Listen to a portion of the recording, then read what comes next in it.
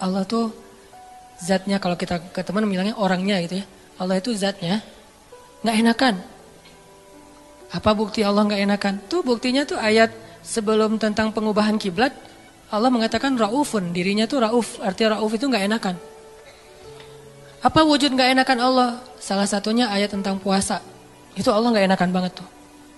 Mau nyuruh kita puasa aja, perintahnya satu, tapi bahasa-bahasa untuk seolah-olah memotivasi kita, itu satu lembar loh. Ya ayyuhalladzina amanu, kutiba alaikumussyam. Makanya bacanya jangan, ya ayyuhalladzina amanu. Beda itu, beda intonasi, beda pesan. Tapi kalau kita baca ya ayyuhalladzina amanu, kan kata Nabi, bacalah Al-Quran dengan suara sedih kan, bukan dengan suara teriak. Kadang kita ya ayyuhalladzina amanu, tergantung khotibnya kan ya. Padahal kadang ayat itu turunnya nggak gini, tapi santai turunnya. Ya ayyuhalladzina amanu, kutiba alaikumussyam. Wahai orang yang beriman, diwajibkan bagi kalian berpuasa. Tapi coba perhatikan kalimat berikutnya, kayak Allah nggak enakan banget. Kama kutiba alal ladzina min qablikum, seperti telah diwajibkan kepada orang sebelum kalian. Seolah-olah Allah ngomong gini, puasa ya, tapi nggak usah khawatir, bukan kalian doang yang disuruh, yang lain juga disuruh gitu. Kayak kita bilang ke teman kita nih, lagi ada event, kita jadi panitia gitu. Terus kita sebagai ketua panitia bilang ke teman-teman kita tim, tolong angkatin meja ya, soalnya yang lain di depan lagi beres-beresin sendal atau apalah. Tolong angkatin layar ya, tolong gulung layar ya, soalnya yang lain lagi beresin meja di dalam. Artinya bukan kamu doang yang disuruh, yang lain juga kerja, gitu kan? Saking ra'fah, nggak enaknya Allah sama kita, coba. Nah kita mah enak-enak aja sama Allah, nuduh Allah macam-macam, Allah nggak adil, Allah maunya apa, Allah nggak rela saya jadi orang benar. Allah aja ke kita yang Allah maha sempurna, nggak enakan, coba. Wahai orang yang beriman, berpuasalah atau diwajibkan bagi kalian berpuasa. Tapi bukan kalian doang, orang sebelum kalian juga diwajibin. Kama kutiba alal ladzina min qablikum. Ini untuk kalian bukan untuk saya. La'allakum tattaqun, supaya kalian bisa jaga diri. Kan takwa itu menjaga, wiqayah. Bisa jaga diri, maksud jaga diri apa Ustaz? Kan kata Nabi juga bagi para jomblo, kata Nabi kan ya. Kalau kalian udah sanggup menikah, menikahlah. Kalau nggak sanggup atau nggak ada yang mau sih, nggak ada hadisnya sih, nggak sanggup maksudnya. Nabi kan ngomongnya elegan ya, saya aja yang nerjemahinnya kurang elegan. Maksud nggak sanggup di sini itu bukan cuma nggak punya materi, nggak ada yang mau juga. Kan nggak mungkin Nabi bilang nggak mau ya, nggak ada yang mau ya, nggak mungkin kan? Kalau kalian nggak sanggup dalam kurung, versi saya nih, nggak punya uang atau nggak punya calon atau ada calon banyak tapi nggak ada yang mau, misalnya tutup kurung, gitu kan? Kalau kalian nggak sanggup, puasalah. Karena itu bisa menjaga diri kalian. Udah Ustaz puasa makin pengen nikah. Saya banget tuh. Dulu. Alhamdulillah udah enggak lah. Cukup ya. Oke, lanjut. Supaya kalian bisa jaga diri. La'allakum tattaqun. Karena takwa itu menjaga diri. Bisa menjaga diri dari hawa nafsu. Bisa jaga diri dari api neraka. Banyak makna jaga diri di sini. Udah selesai belum? Allah masih ngomong gini, ayyamam ma'dudat, gak usah khawatir, gak lama kok, cuma beberapa hari. Kenapa Allah gak bilang aja 29 hari atau 30 hari? Kenapa bilang beberapa hari? Kenapa Allah gak bilang 1 bulan? Kan puasa 1 bulan kan? Kenapa gak bilang syahran wahidan? Kenapa ayyaman ma'dudat? Karena pengen ngasih angle bahwa ini ringan, cuma beberapa hari doang kok. Lagian puasa kan bukan bulanan, harian. Sanggup gitu puasa bulanan? Sahurnya tanggal 1, buka puasa tanggal 29 gitu. Gak sanggup, makanya Allah bilang ayyam, beberapa hari. Ini yang saya belajar di Al-Azhar. Jadi saya merasa bersyukur, bukan ngelebih-lebihin ya. Pasti kampus-kampus yang lain juga keren-keren. Cuma karena saya gak ngerasain, saya taunya Al-Azhar. Di Al-Azhar itu kita belajar detail banget. Kenapa saya bilang ada S2, S3 cuma 1 huruf Al-Quran jadi dapat tesis, disertasi. Karena yang dipelajari itu detail. Ngapain gitu-gitu amat sih, udah tahan aja. Enggak, kalau yang mutar aja enggak usah berpikir. Tapi berpikir supaya kita bisa menjadikan agama ini sebagai rahmat, sebagai solusi buat kehidupan kita. Ini bedanya belajar Al-Azhar dengan di beberapa tempat ya. Kalau di beberapa tempat belajar fikih itu lebih kepada produknya, produk fikih, halal, haram, boleh nggak boleh, itu kan produk fikih kan. Kalau di Al-Azhar bukan belajar produk, belajar cara memproduksi. Mesinnya dipelajari. Sehingga ketika ada masalah baru, mesin ini tinggal diulik dikit, produksi yang baru. Kayak tadi misalnya bikin apa gitu, ternyata udah berubah zamannya, udah seleranya udah nggak kayak gitu lagi, akhirnya digantilah, bikin lagi yang baru. Tetap mesinnya sama, cuman dia bisa beradaptasi dengan kebutuhan pasar. Itu bedanya di Al-Azhar. Kita belajar mesin fikih. Bagaimana memproduksi fatwa kalau di bidang fikih. Kalau di tafsir, bagaimana mengambil ayat terus jadi kesimpulan berfikir. Jadi berfikir dengan Al-Quran, bukan berfikir dengan menurut saya, enggak. Pola fikir kita tuh dibangun di Al-Azhar.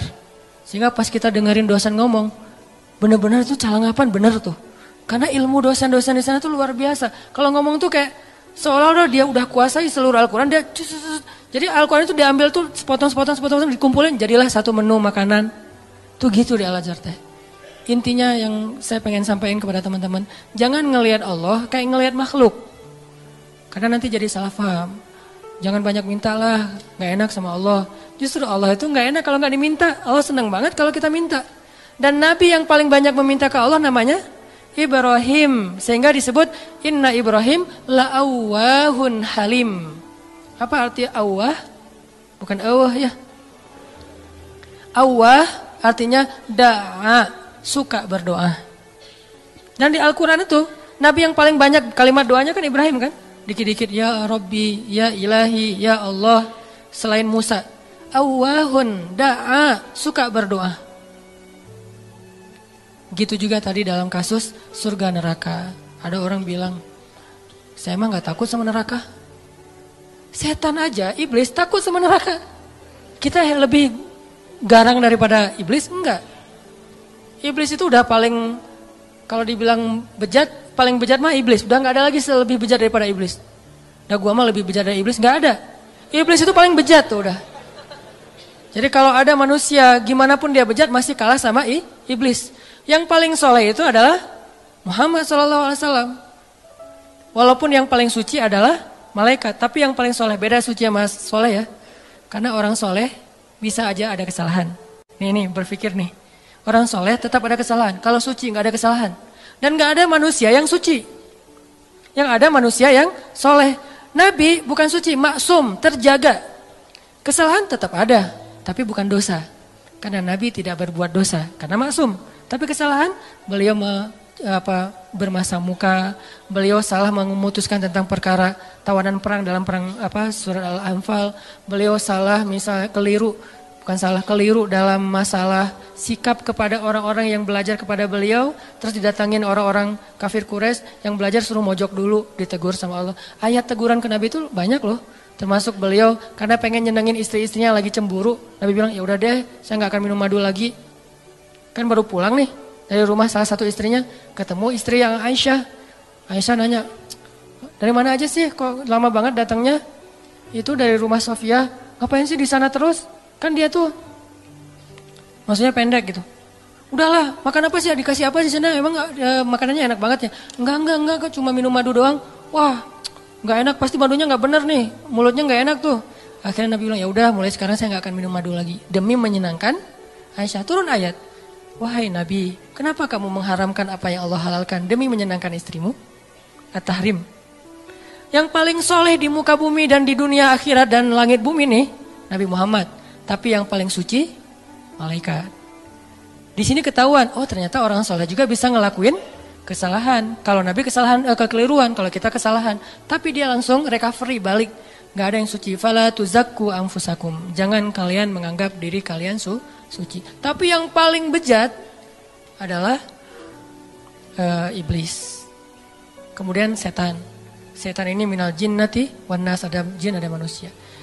Sehingga kita kalau bilang saya nggak takut neraka agak-agak klise menurut saya. Berarti sia-sia dong Allah ciptain neraka, ternyata manusia nggak takut. Jadi kayak Allah udah banyak fattakun nar, itu perintah loh. Fattakun, fa illam taf'alu wa la taf'alu fattakun nar. Apa arti kata fattakun nar? Takutlah kalian kepada neraka. Nar bahasa Arab. Naruka, nerakamu. Jadi bahasa Indonesia, neraka. Bahasa Arab yang diserap menjadi bahasa Indonesia. Fattakun nar. Fattaqun naral lati u'iddat lil kafirin. Yang disiapkan untuk orang yang kufur. Jadi kalau nggak takut neraka, Allah udah nakut-nakutin di Al-Quran. Seolah-olah kita bilang, nggak takut, gitu kan ya? Gimana tuh sama Allah? Kan agak-agak aneh nih. Nggak takut. Dunia aja kita takut dengan hal-hal yang mengerikan. Nggak usah yang benar ya, yang cuma halusinasi aja takut. Setan, hantu, gundurwo, yang gitu-gitulah.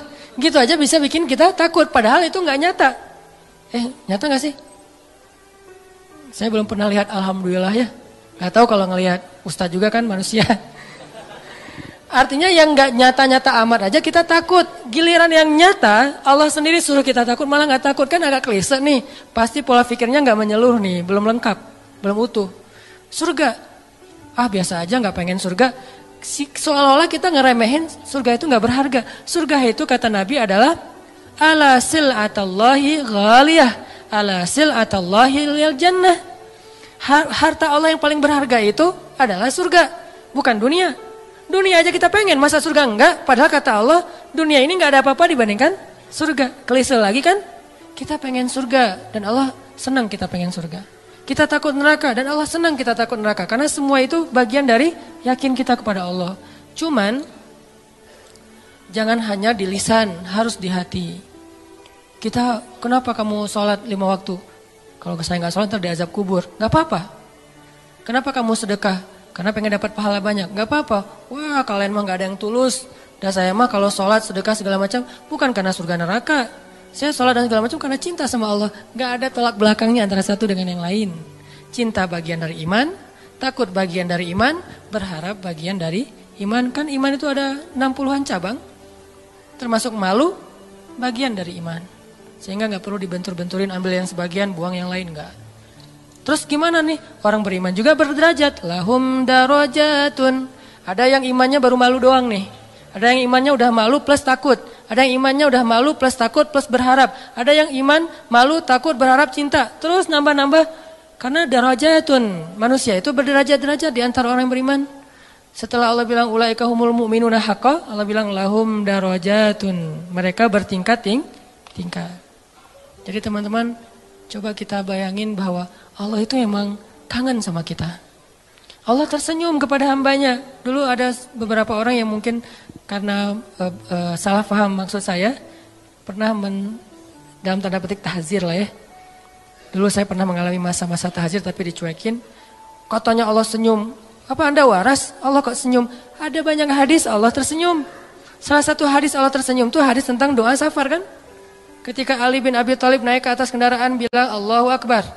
Duduk di atas kendaraan mengatakan Alhamdulillah. Ketika mau udah jalan baca Subhanalladzi sakhkhara lana hadza. Kemudian di akhirnya Rabbi zalamtu nafsi zulman katsira fa innahu la yaghfirudz dzunuba illa anta faghfirli. Fama yaghfirudz dzunuba faghfirli maghfiratan min indika warhamni. Lalu setelah baca itu Ali tersenyum. Orang yang bawa onta atau kudanya Ali ngelihat, "Ya Ali, kenapa Anda tersenyum?" Kata Ali, "Karena saya melihat Rasulullah juga tersenyum dulu setelah membaca doa ini." Lalu saya tanya ke Rasul, "Kenapa Nabi tersenyum?" Kata Nabi mengatakan, "Karena setelah membaca doa ini Allah tersenyum." Kapan Allah tersenyum? Ketika kita beristighfar. Jadi kalau kita beristighfar teman-teman, Allah senyum.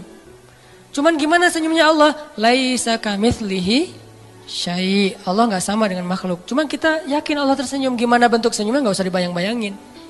Allah senyumnya gini nggak ya? Nggak usah dibayang-bayangin. Allah senyumnya gini atau yang flat tapi banyak kelihatan gigi gitu kan, kayak emoticon gitu. Enggak lah, nggak usah dibayangin. Pokoknya senyum weh. Allah senyum artinya Allah senang. Termasuk kayak ada hambanya yang bertobat, Allah tuh bahagia. Saking bahagianya lebih daripada orang yang ketika dapatin onta yang hilang, terus dia bilang, Allah anta abdi wa ana rabbuk. Ya Allah, engkaulah hambaku dan aku Tuhanmu. Ngomongnya salah saking bahagia. Allah lebih bahagia dari orang itu terhadap orang yang bertobat. Berarti kan Allah emosional ya. Allah itu emosional. Bahagia, marah, senang, cinta, tersenyum, emosional. Cuman emosi Allah itu maha sempurna, gak seperti makhluk. Sehingga kita coba melibatkan emosi kita dalam berinteraksi dengan Allah. Jangan flat lah. Masa kita katanya cinta tapi flat. hambar. Kayak plain gitu. Kayak jalan tol. Kan gak enak ya? Pernah kenal ada orang yang flat? Sama teman misalnya flat banget tuh. Gak ada ekspresinya. Kita kasih hadiah, ya makasih. Gak ada ekspresinya nih orangnya. Terus kalau ada masalah, dia ada masalah, gak ada masalah, ya gitu mukanya tuh. Nyebelin. Kayak muka saya. Kenapa ada orang kalau ketemu saya di awal-awal tuh kayak sebel gitu. Karena mungkin muka saya tuh kayak bakatnya nyebelin. Tapi kalau udah kenal enggak lah. Ya. Makin nyebelin. Ini ada orang flat banget nih. Flat banget. Dia kasih hadiah biasa aja. Dapat masalah diledekin juga dia biasa aja. Paling gak enak kalau punya pasangan kayak gini nih. Gak ada ekspresi-ekspresinya. Ada juga yang ekspresinya lebay. Kasih hadiah dikit, wah segala macam. Ada masalah dikit, nangisnya, wah kemana-mana. Misalnya ada yang kayak gitu teh. Nah Allah yang paling ideal perasaannya. Yang paling ideal zatnya. Yang paling ideal kebaikannya. Paling ideal aja pokoknya. Jadi kita coba melibatkan emosi kita ketika kita berinteraksi dengan Allah. Allah kangen sama kita. Cuman kangennya Allah karena pengen ngampunin dosa-dosa kita. Kata Nabi setiap sepertiga malam Allah turun ke langit dunia. Terus Allah manggil-manggil. Saya kalau ngebayangin ini Allah manggil-manggil. Coba ya. Allah manggil-manggil. Duh. Jangan kasihan karena Allah gak akan hina kayak gitu. Cuman gak enak. Allah manggil-manggil. Saya kok sombong banget ya gak menyambut panggilan Allah gitu. Walaupun gak wajib kita datang. Udah gitu. Bayangin ya. Allah manggil-manggil tapi gak wajib didatengin. Allah manggil-manggil, Allah telepon, gak wajib diangkat. Kan Allah baik banget kan? Harusnya kan Allah kalau Allah manggil harus datang ya. Kayak sholat 5 waktu misalnya Allah panggil, boleh kita misalnya gak datang segera. Walaupun gak baik, yang paling baik itu datangnya segera, di tempat panggilan itu dikumandangkan. Tapi kalau gak datang segera juga gak sampai dosa. Cuman kehilangan banyak kebaikan lah. Walaupun sebagian mazhab mengatakan dosa. Tapi saya cenderung kepada mazhab yang mengatakan bukan dosa, sunnah muakkadah. Tapi kalau keseringan nggak datang, diragukan keimanannya, agak-agak mirip munafik nih. Kalau sering nggak datang, Allah tuh toleran banget. Hayya 'alas shalah, kita lagi sibuk kerjaan nih, nggak datang. Allah nggak marah sama kita. Nggak sholat aja, sebetulnya Allah marah, cuman sabar. Allah selain Jabbar, Qahar, tapi juga Sabur. Ya. Kan ideal banget nih. Kalau Allah marah bisa, gak ada yang bisa ngehalangin. Tapi Allah sabar. Kalau kita sabar karena gak bisa marah. Seringnya kan kita sabar tuh karena gak bisa marah. Begitu bisa marah gak ada sabarnya. Kalau Allah sabar padahal bisa marah. Selain Jabbar, Qahar, apalagi sifat-sifat yang keras nih. Muntakim, tapi di sisi lain sifat Jamal. Makanya ada sifat Jamal, ada sifat Kamal. Sifat Jamalnya Allah apa? Karim, Rahim, Sabur, Ghafur, gitu-gitu kan? Ini artinya teman-teman, bayangin ya, Allah manggil-manggil kita sepertiga malam. Ngapain sih Allah sepertiga malam repot amat sih datengin kita? Tapi kita gak wajib datang. Tapi kalau kita datang, Allah sayang banget sama kita. Cuman dari kitanya nih, bukan angle Allah. Kalau angle Allah kita gak wajib datang. Tapi angle kita, enak gak sih kalau gak datang? Enak gak sih Allah udah manggil-manggil tiap malam terus kita gak bangkit? Kalau kita bangunnya telat, pas azan subuh baru bangun, ngerasa gak sih? Aduh Allah maaf ya, bangunnya telat. Gitu gak sih ke Allah? Karena kita kalau ke makhluk gitu banget loh. Di telepon ternyata miss call 10 kali gak diangkat. Langsung maaf ya, emoticon, segala macem. Minta maaf tuh rasa tangan diginiin tuh banyak sampai 10 juga. Kok kita ke makhluk gitu, ke Allah enggak? Padahal makhluk itu enggak terlalu berjasa sama kita. Dan Allah mah berjasa dari sejak kita dalam kandungan ibu kita. Bahkan sebelum kita diciptakan, tapi kita nggak pas bangkit dari tidur. Duh Allah maaf ya, saya bangunnya telat, astagfirullah gimana nih. Langsung wudhu datang ke masjid, minta ampun pada Allah. Padahal kita nggak wajib datang. Ini lebih ke ngomongin emosional. Saya nggak ngomongin hukum fikih. Kalau ngomongin hukum fikih agak-agak kaku sih. Makanya di atas hukum itu ada akhlak namanya. Di atas hukum ada akhlak. Orang kalau udah akhlaknya bagus, hukum ini jadi gak terlalu penting. Mudah ngamalin hukum tuh kalau akhlak moralnya udah kayak orang disiplin. Kan gak perlu timer lagi kan. Udah disiplin, gak perlu lagi ketat. Hukum itu dibikin ketat karena orangnya gak disiplin. Ketika orangnya udah disiplin, udah akhlaknya, moralitasnya, lifestyle-nya udah bagus, hukum gak terlalu ketat juga gak masalah. Yang saya pernah cerita tuh, di Jepang, di baggage claim, baggage belt itu, tempat ngambil bagasi, itu gak ada yang jagain, gak ada polisi, gak ada petugas, cuma pakai garis doang. Garisnya juga kecil, gak pakai pagar segala macam. Kadang-kadang kan udah pakai pagar juga didobrak kan ya. Ini garis, kenapa jadi ringan gitu? Karena orangnya udah bagus moralnya. Berarti di atas hukum ada moralitas. Di atas fikih ada akhlak. Moral itu, akhlak itu di atas ilmu. Orang punya ilmu tapi gak berakhlak agak kurang pas. Sehingga nih bedanya hukum fikih sama akhlak nih. Anjing hukum fikihnya apa? Anjing hukum fikihnya bukan haram, najis. Makan anjing, hukum fikihnya haram. Anjingnya najis, beda ya, makan anjing sama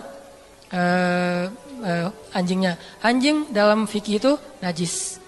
Kena liurnya najis, memakannya haram.